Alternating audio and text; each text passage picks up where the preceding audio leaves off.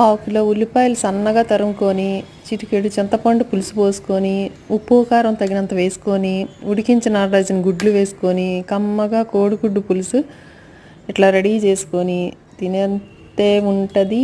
ఆహా ఏమి రుచి తినరా మై మరచి రోజు తిన్నాగని.